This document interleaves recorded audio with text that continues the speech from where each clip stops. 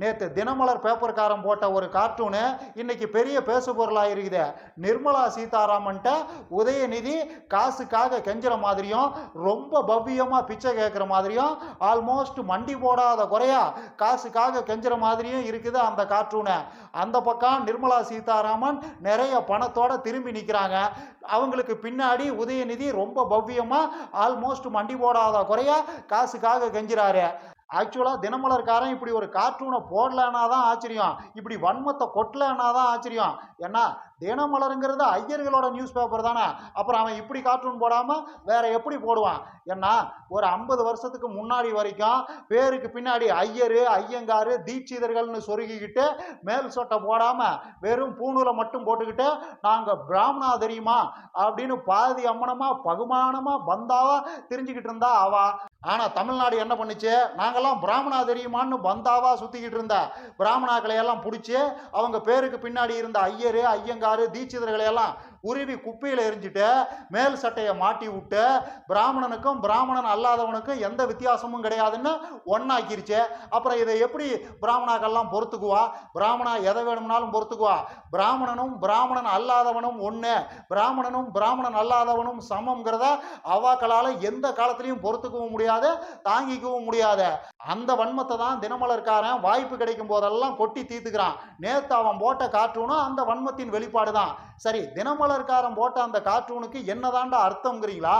டெல்லி கிட்ட தமிழ்நாடு காசுக்காக எப்பயும் இப்படிதான் கெஞ்சணும், அவங்களா பார்த்து போடுற பிச்சையை வாங்கிட்டு கம்முன்னு போயிடணும் அப்படின்னு சொல்ல வர்றானா? இல்லை, பிராமணாக்கள்கிட்ட சூத்திரர்கள்லாம் இப்படிதான் பவ்யமா இருக்கணும், காசுக்காக சூத்திரர்கள்லாம் பிராமணர்களை டிபெண்ட் பண்ணி தான் இருக்கணும், இப்படி பவ்யமாக தான் அவங்ககிட்ட கேட்கணும், அவங்க கொடுக்கறத வாங்கிட்டு மூடிக்கிட்டு போயிடணும் அப்படின்னு சொல்ல வர்றானா? அப்படின்னீங்கன்னா இதில் உங்களுக்கு எந்த சந்தேகமும் தேவையில்லை. ரெண்டாவதாக சொன்னது தான், பிராமணாக்கள்கிட்ட சூத்திரம் எப்படி இருக்கணுங்கிறத தான் தினமலர்காரன் இந்த கார்ட்டூன் மூலமாக சொல்ல வர்றான். ஏன்னா நிர்மலா சீதாராமன் ஒரு பிராமண மாமி, அதே உதயநிதி ஸ்டாலின் ஒரு சூத்திரன், அவ்வளவுதான். இதை இன்னும் சிம்பிளாக சொல்லணும்னா, இப்போ நிர்மலா சீதாராமன் இருக்கிறாங்கல்ல, அவங்க ஒன்றும் டெல்லியில் இருக்கிறதுலையே அதிகபட்ச அதிகாரத்தை கையில் வச்சிருக்கிறவங்க கிடையாது. நிர்மலா சீதாராமனுக்கு மேலே அதிகாரத்தை வச்சிருக்கிறவங்கெல்லாம் அதே டெல்லியில் இருக்கிறாங்க. அமித்ஷா மோடி எல்லாமே நிர்மலாவுக்கு மேலே, நிர்மலாவை விட அதிக அதிகாரத்தை கையில் வச்சிருக்கிறவங்க.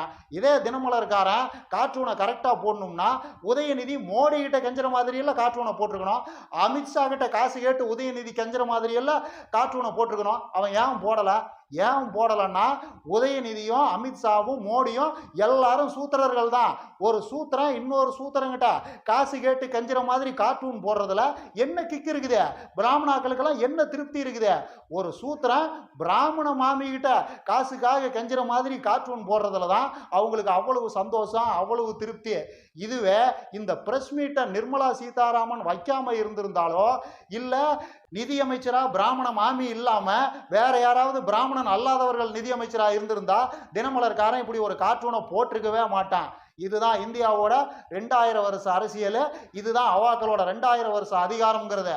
மற்றபடி இந்த கார்ட்டூனை ஏதோ நியூஸ் பேப்பருக்காரன் அரசியல்வாதிகளை கிண்டல் பண்ணுறான் அப்படின்னாலாம் நாம் அவ்வளவு எளிதாலாம் கடந்து போயிட முடியாது. ஏன்னா இந்த கார்ட்டூன் தான் ஆர்எஸ்எஸோட கொள்கையை. ஆர்எஸ்எஸை பொறுத்த வரைக்கும் லோக்கலில் எந்த அதிகாரமும் இருக்கக்கூடாது, அத்தனை அதிகாரமும் டெல்லியில் தான் இருக்கணும். டெல்லி எடுக்கிற முடிவுக்கு மொத்த இந்தியாவும் கட்டுப்படணும். டெல்லி ஆட்டி வைக்கிற மாதிரி தான் ஆடணும். மாநிலங்கள் அதுக்குன்னு சட்டசபை, அந்த சட்டசபைக்குன்னு சட்டம் இயற்ற அதிகாரங்கள் இப்படின்லாம் எதுவுமே இருக்கக்கூடாது அப்படிங்கிறது தான் ஆர்எஸ்எஸோட அடிப்படை கொள்கையை. இன்னைக்கு ஆர்எஸ்எஸும் பிஜேபியும் இந்தியாவை அதை நோக்கி தான் தள்ளிட்டு போயிட்டு இருக்குது. ஆல்மோஸ்ட் 100 வருஷமா நாம் உருவாக்கி வச்ச ஜனநாயக செட்டப்பெல்லாம் மெல்ல ஒன்றா கொலாப்ஸ் ஆகிட்டே வருது. இப்படியெல்லாம் நடக்கும்னு தெரிஞ்சுதான் பேராசான் அம்பேத்கர் அப்பவே இதை பற்றியெல்லாம் எச்சரிச்சுட்டு தான் போயிருக்கிறாரு. நாளைக்கு இந்த நாட்டுக்கு யார் வேணும்னாலும் தலைவராக வருவாங்க. அவங்க தங்களை கடவுளின் அவதாரம்னு கூட சொல்லிக்குவாங்க. ஏன் தங்களை கடவுள்னே கூட சொல்லிக்குவாங்க. அவங்க அவங்கள பற்றி என்ன வேணும்னாலும் சொல்லிக்கிட்டோம். ஆனால் மக்களாகிய நீங்கள்லாம் எப்படி இருக்கணும்னா, எந்த சூழ்நிலையிலையும் எதுக்காகவும் யாருக்காகவும் உங்களோட உரிமைகளை விட்டு கொடுத்துறாதீங்க. உங்களோட உரிமைகளை விட்டு கொடுத்துட்டீங்கன்னா அதுக்கப்புறம் உங்களை யாராலையும் காப்பாற்ற முடியாதுங்கிறது தான் பேராசான் அம்பேத்கர் நமக்கெல்லாம் சொல்லிட்டு போயிருக்கிறது.